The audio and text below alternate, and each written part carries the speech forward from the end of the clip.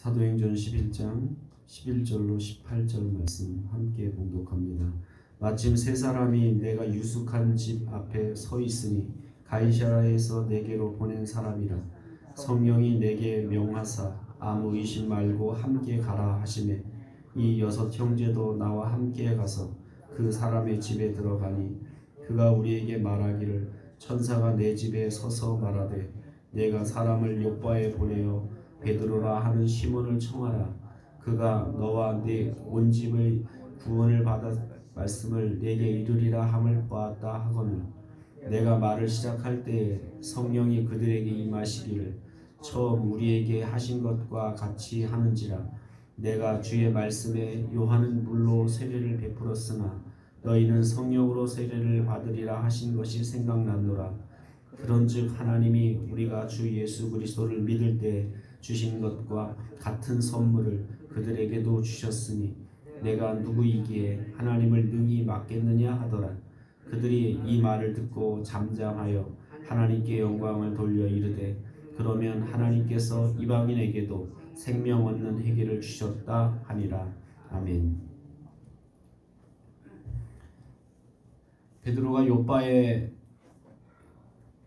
이제 자신에게 임했던 환상 세 번씩이나 동일한 환상, 하늘에서 보자기가 내려와서 잡아먹으라 하셨던 그 환상을 이제 앞에서 설명하고 나서 그 환상을 마치고 보고 나서 바로 문을 두드리는 소리가 나가봤더니 가이사랴에서 고넬료가 보낸 세 사람이 자기를 청하기 위해서 내려왔다라는 거죠.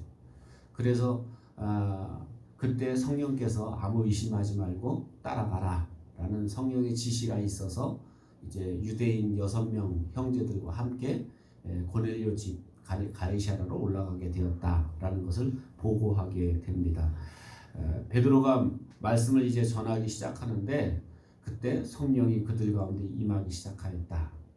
그러면서 뭐라고 이야기합니까? 16절 말씀 보면 내가 주의 말씀에 요한은 물로 세례를 베풀었으나 너희는 성령으로 세례를 받으리라 하신 것이 생각나노라.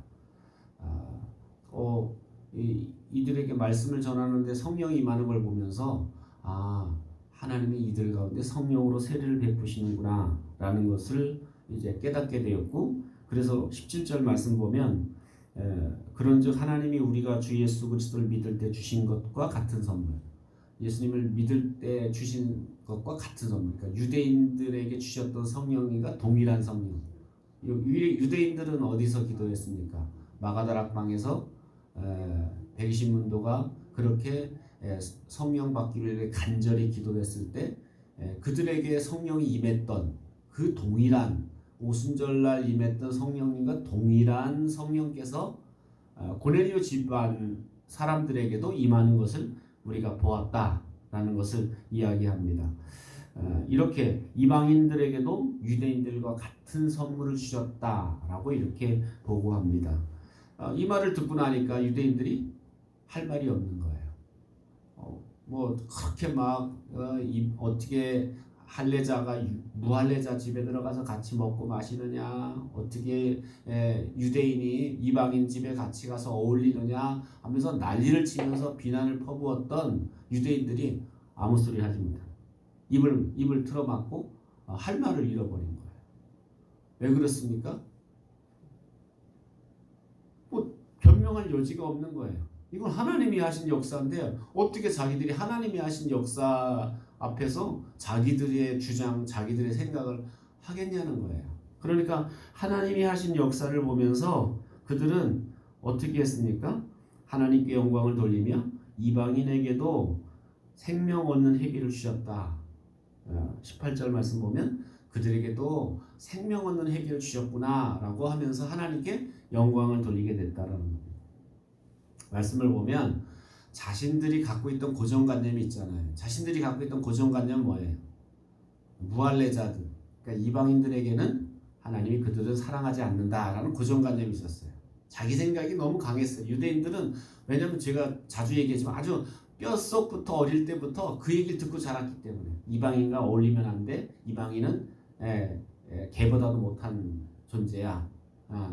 뭐 이렇게 얘기하면서 어떻게 보면 아주 이방인하고는 담을 쌓고 어릴 때부터 살아왔기 때문에, 그리고 예수 믿었는데도 불구하고 이방인들에게는 하나님 구원 안 해.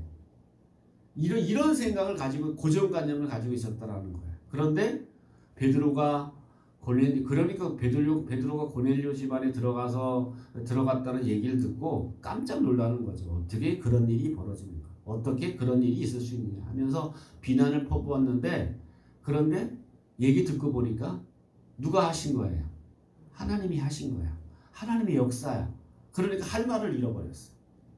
그래서 그들은 하나님이 그렇게 하셨구나 하고 하나님께 영광을 돌리면서 하나님이 이방인에게도 생명 얻는 해결을 주셨구나 라는 것을 고백하게 됐다라는 거예요. 자신들의 고정관념을 하나님의 역사 앞에서 깨트려 버리게 됐다는 거예요. 이렇게 사실은 뭐 앞에서는 그 베드로의 고정관념 깨트리냐고 몇 번 환상을 보여주셨어요. 3번씩이나 환상을 보여주셨어요.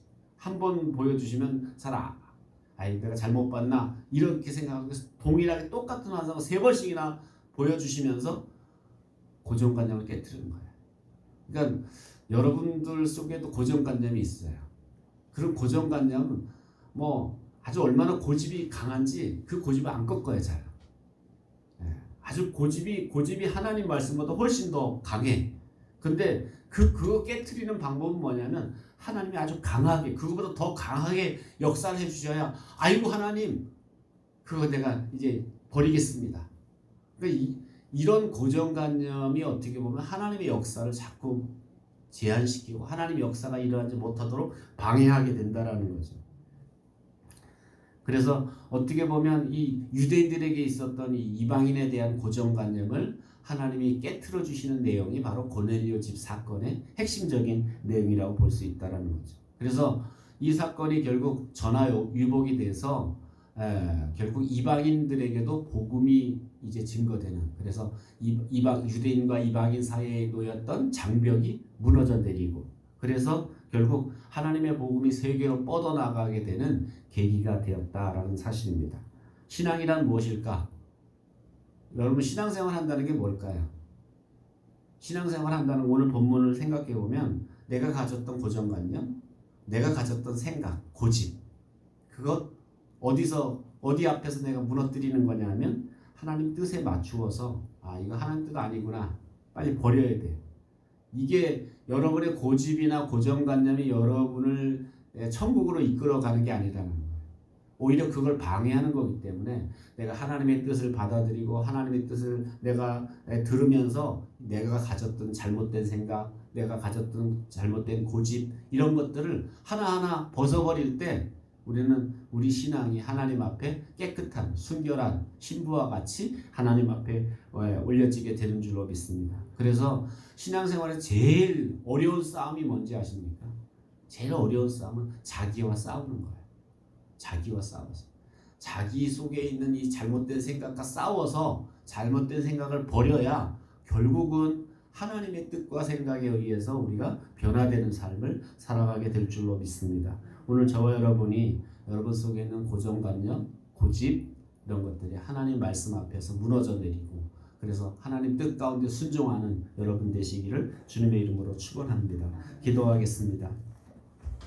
말씀을 기억하면서 하나님의 뜻과 계획 앞에 내 뜻과 내 생각을 복종하게 해주십시오. 그리고 하나님의 선한 뜻을 이루어가는 저희들이 되게 해달라고 기도하고, 여러분 자신의 기도 제목을 넣고 기도합니다. 사랑과 은혜가 풍성하신